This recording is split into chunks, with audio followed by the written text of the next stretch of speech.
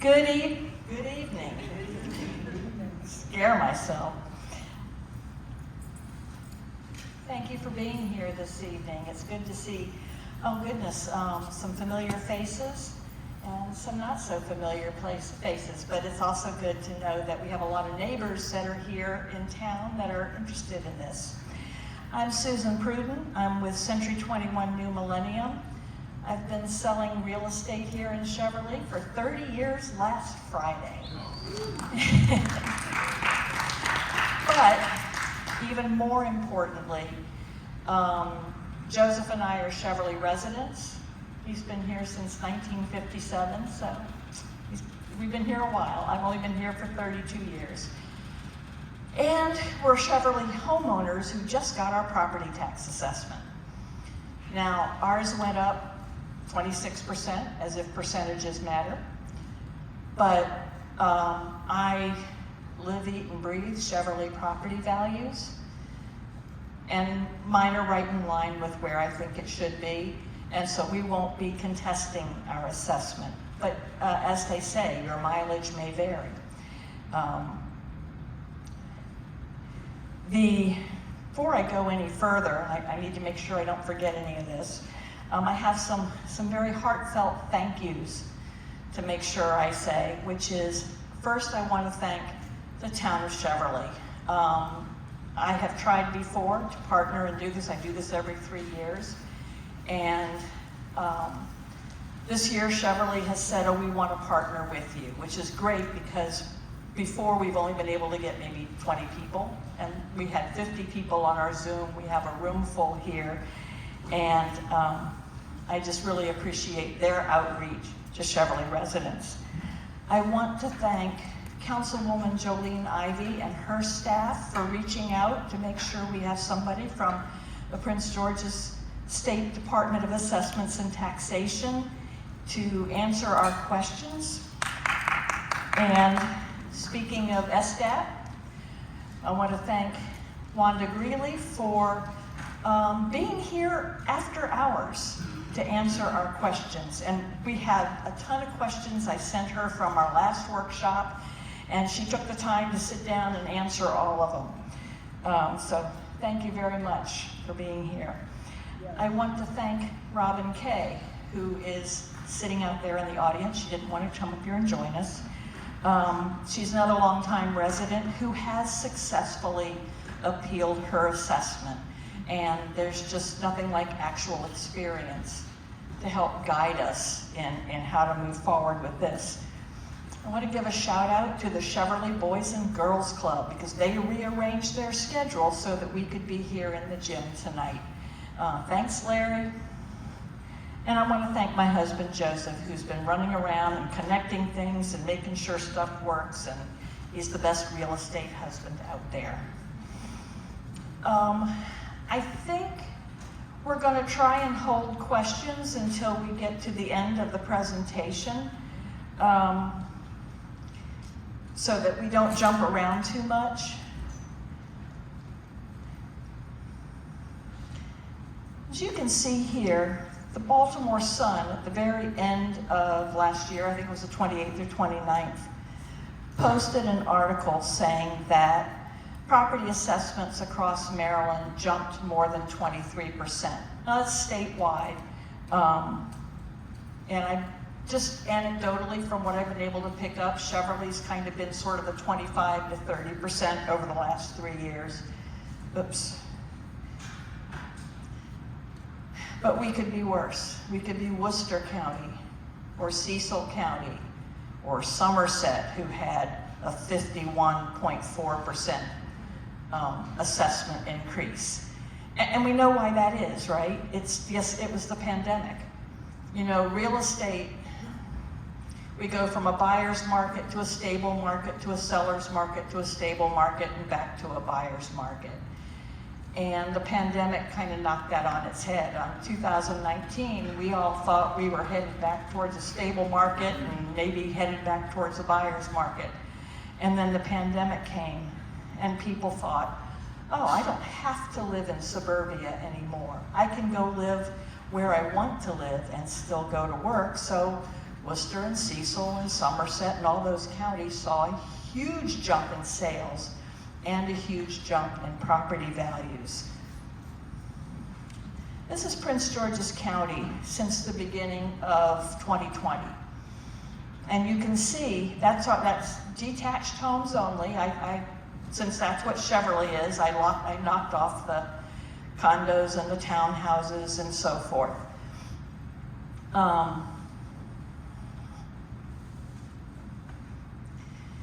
Our last assessment was 2021, and that was based on sales in 2020. So you can see that's what's in the box, that's the sales from 2020. So our current assessment, 2024, is based on sales in 2023. And that picture right there tells you why our assessments jumped up so much. What happened before 2023 doesn't matter. It has nothing to do with where your assessment is today. It's what's in that box. In 2020, Cheverly's average sales price, this is the year that our previous assessment was based on, was about $430,000. We jumped up the next year to $483,000. And the year after that, we jumped up to an average sales price of $513,000. But guess what happened last year? We actually dropped a little bit. So we can be glad that we're not in that cohort that was assessed last year.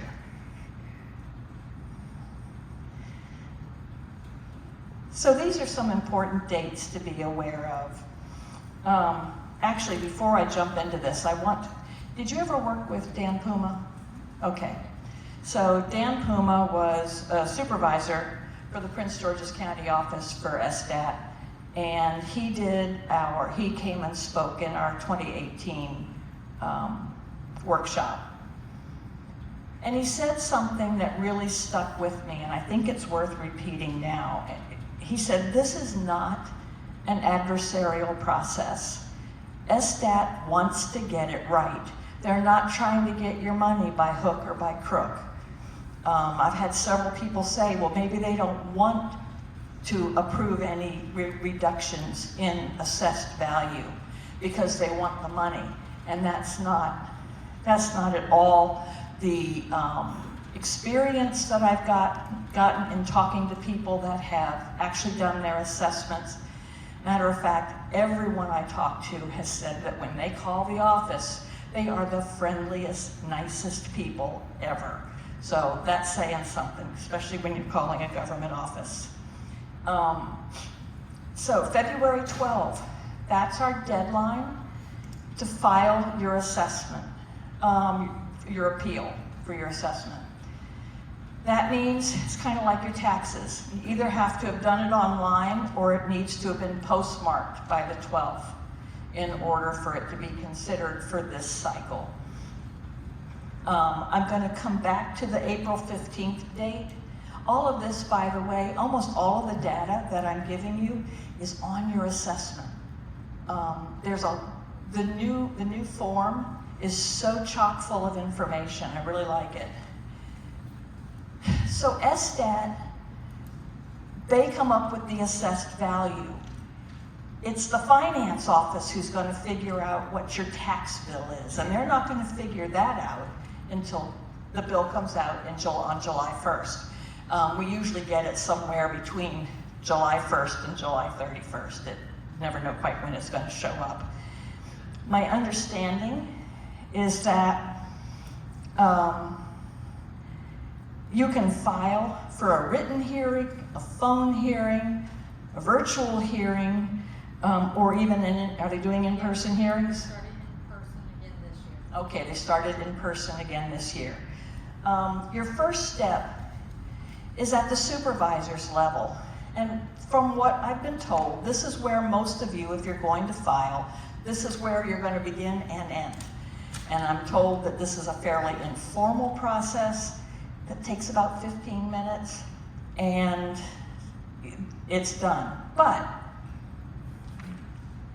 If you don't like the result of that meeting, you can appeal to the Property Tax Assessment Appeal Board. And if you want to take it a step further, the last resort is to appeal to the Maryland Tax Court. I personally don't know anyone that's gone that far, but from what I've read, it looks like the further up you go, the more documentation you need, and the more you need to dot your I's and cross your T's and so forth. So, this is going to bring up a question because now I've gotten two different answers from people that have called and asked this question, which is, how do I get my worksheet? Do I have to file an appeal, or can I just call and ask for the worksheet? Okay, to file an appeal, all you have to do is either email us, you can call. We try to get it in writing in case nobody's there available to get it, because we are on a rotation being within the office since COVID. We're still not the whole staff in there at one time. But you can email us, you can do it online, just requesting it. I do have my business cards up here. I guess I should introduce, I'm Wanda Greeley. I'm the Assistant Supervisor of the State Department of Assessment and Taxation. I started out as a clerk there 22 years ago, and I have worked my way up through every department in there. So I know SDAT inside and out. So I can answer just about every question that you have, unless it's commercial. I'm a little up on that one. But yeah, just send us an email, phone call, come into the office. We can print it out while you're there. I will answer questions and everything also, but that's how you get a copy of your worksheet. You don't have to be in an appeal. If you want copies of comparable sales to your property or neighbors, you have to be in an appeal for those. And those cost $1 for each one. That's the only time you have to be in an appeal, is to request somebody else's worksheets. That probably explains why I've gotten two different answers, because one was people were talking about getting the worksheet, and the other they were talking about getting the worksheet and the comparable sales that the assessment was based on. So did I see a question? I was curious exactly what office are we contacting that you work for to get?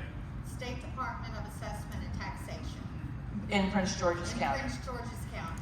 So I'm going to give you a link shortly with that information. It's on my website. I'll get to that in just a moment, but pretty much anything you need dealing with this, I have links to it on my website. So if you think your assessment is too high, then submit an appeal. You can always decide you don't want to move forward with it.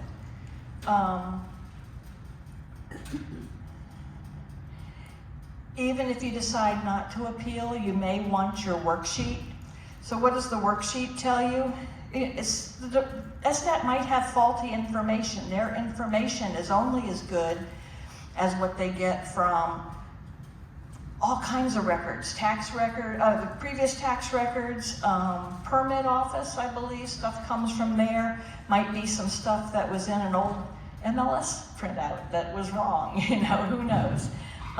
Maybe you had an addition on your house at some point and you tore it down, and SDAT doesn't know that it's no longer there. So it's a good idea to get your worksheet, see what information they have about your property. So my best advice is don't get in the weeds. In real estate, when you buy or sell a house and you get an appraisal, they take your property and a comparable property and they compare it line by line. How updated is that kitchen? Is the basement finished? Is it all, and they really get into detail about each property. And your assessment's not doing that. They're not comparing you to a specific property. What they're doing is they're looking at averages for similar homes. That sound, Yes, that right? Like a mass appraisal, we're looking at thousands of homes comparable, trying to keep within your same neighborhood that you're located in. So yeah, she said it's like a mass appraisal, but they're not doing that line by line. Does this bathroom have granite countertops, and the other one has, plastic. So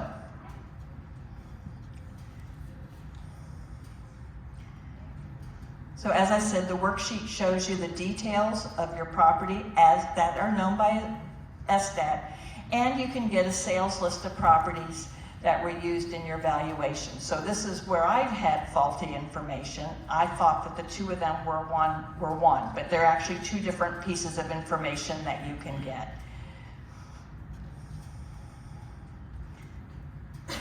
Excuse me. So this is what I've been told, talking to people that have done their appeals and so forth, and that is what doesn't work. What doesn't work is arguing about your percentage of increase. As we looked at that, the map of where the sales have been in Prince George's County, what happened before 2023 has nothing to do with this assessment.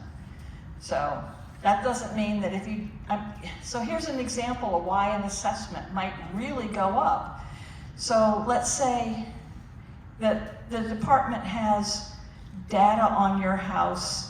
It had a failing roof and a leaky basement, and the kitchen and bathrooms were original to 1937, right?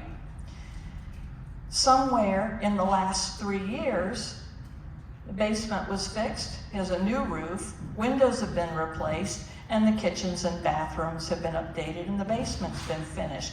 That's going to affect your assessment. And hopefully and if you did all that stuff, you applied for permits, those permits are going to tattle on you. So SDAT's going to find out that you did those improvements. So that can be a reason for going from a low assessment to a high assessment. Don't talk about the past assessments. Again, the fact that you had a lower assessment 3 years ago or 6 years ago has no bearing on this. And bringing up the value of properties in other areas. I do have people that occasionally call me and will say, well, I looked at houses in Hyattsville and they were assessed at Hyattsville is in Cheverly. And it's a pretty good distance away with some properties of varying values in between. My understanding is that if they can stick to Cheverly, that's what they're going to do. What does work? Correcting square footage or the number of bedrooms and bathrooms. Using better comparable properties. So, again, I'm going to ask you for a correction here. In the old days, I would get phone calls in the year leading up to the assessment saying, there are people driving around town taking pictures of houses. Why are they doing that? Who are they? And I say, it's probably the assessors. They're out doing their job, but they don't do that anymore, right? No, we don't generally go out to properties any longer due to having aerial views. Now we have access to different aerial views, so we don't go out and knock the doors to door. I was one of those assessors that was out knocking door to door. The only time now that we go out to a property is if the property owner says, hey, my basement is flooding, I've got all this mold coming up in my house, what can I do?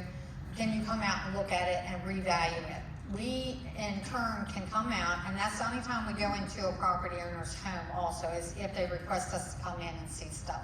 Generally, we assess from the outside, we look at the market, and we get information off of MLS, the sales listings, stuff like that, and hope the property owner contacts us if our information is incorrect. So we would go out and look at that, and what we can do in those instances, put what we call functional obsolescence on the property. So just for the property owner and ourselves, we put that factor on there. So you're not paying taxes on 100% of your home, considering you can't use 100% because of the conditions of it. So we want to help benefit you. That stays between the property owner, our office. We don't report it to community standards. We give it out to other, if somebody says, hey, why is their assessment lower than ours? We don't say, oh, well, they got a factor because they have conditions with their property. So that would stay on there until either the property's sold or we're notified at the next reassessment that all the work has been completed, or we get permits, and then we would contact the property owner. We either call them, or if we can't tell based off of the aerial view, say if they said that, they add an addition or removing an addition. If we can't visualize that off of the internet, then we do go out to the properties and look at it. But that's the only time we go out to the properties now. But that was us probably taking pictures and stuff for tax court or PTAB, because then we have to have, and those are the separate next levels. If you're not satisfied with our level, then we have to have a picture of a home. We're saying, okay, well, this is what we valued their property on. This is comparable to theirs. It's the same style home, built around the same time. But we have to have pictures for those levels, because we have to say this is why we're correct on the values on those levels. Thank you. That's actually one of the questions I get the most often that I'm never really sure how to answer, which is, are they going to come in my house? When do they make an appointment, or do they just show up? I get all kinds of questions, and so I'm grateful for that answer. As I've said a couple times, if you have issues like a failing roof or a leaky basement, then that's something that you might want to bring to STAT's attention. So some examples here, and this is where the assessment process differs greatly from real estate sales. A 2-year-old roof and a 10-year-old roof are a roof. If it's not failing, it's a roof. The fact that you have a new architectural shingle roof probably doesn't really have any effect on your assessment. And if you have a 20-year-old roof that's in perfectly good condition, it's probably going to be valued about the same. Same thing with the kitchen. I get a lot of calls saying, well, that house that's like mine up the street, they have stainless steel appliances, and I don't. If they work, they work. And that's your kitchen. The difference is not. Yeah. In this instance, if you filed an appeal, and because the values have increased substantially, and a lot of times when they increase, it's because there's been a lot of rehabs and sales of those homes. So if you come and you file an appeal and you say, well, my kitchen's been the same way since I purchased it 25 years ago, and I've never updated it, we could give you a market adjustment because it's not like those renovated homes. So it shouldn't be valued the same. It's not to say that it's not a good sale or that we valued it by. It's just saying yours isn't up to what theirs is, so it shouldn't be assessed as high. So we can put a market adjustment on it. Yes, sir. I have to agree to that, because I've appealed my homes, and I've also been to the tax court before. I've appealed many properties in one. With that information that you just said, I actually had come to the house. Could you come up so we can all hear you? Because I suspect that I'm having trouble hearing. Yeah, so that's others the aren't case. probably- I want to amen that particular point. That particular point. There's a microphone there. Right here? Okay. I really don't want to touch it though, but I'll try to speak loud as I possibly can. But bottom line is this, is that what I've done was appealed my taxes before, and what happened, they did adjust for the kitchen. They adjust for things that were like not improvement to the property, because I've invested in many properties before, and then basically what happens is that when we were assessed our property on market values, but if you haven't changed anything, Repeat it. I'll repeat it. so Keep going, but let me see. Nope, it's not working. Well, what I'll do, I'll just face the audience, maybe they can hear me. Bottom line is that I've appealed my homes before and actually won. And what they did, they actually came in and they actually came into the house and actually looked at the particular property and saw that my improvements in my house were not done. And they actually gave me credit for that, though. I've appealed even investment properties before, too. And I even appealed to the tax court. But I do have to say this, the middle group of the people, the board. I think they're appointed by maybe maybe about, They're elected in by the county. right, And that's, it's like a mutual person between our office and the property owner. They're not employed by the state, they're not employed, by finance office or anything. They're like a mediator for us. basically, that's the second level of the appeal process. I felt them to never be helpful at all, never got anything positive from them at all through my appeals. But I've always got positive stuff from her office, always got positive stuff when my appeal process through her office, or even the tax court. The tax court was even helpful too, to the appeals. But she mentioned the kitchen. They actually did give me credit for not improving the kitchen, because my kitchen, my wife, I know she will hate me for saying this, we haven't improved our kitchen since we've been here. I was too busy improving other properties I was making money on, so I just didn't do the house. But they did give me credit. Thank you. I would say it's always great to hear from somebody that's actually been through the process. So the other thing is people ask me about finished basements. And what I've been told is that your basement is considered finished if it has a floor covering, walls, and a ceiling. And how good it looks is irrelevant. If it's knotty pine, as long as it's not wet or moldy or any of those issues that actually, I think, affect your quality of life, those have an impact. But if it's knotty pine or if it's the latest and greatest wall coverings and so forth, it gives it the same value. Now, if you've added a bathroom in your basement, that's likely to add some value.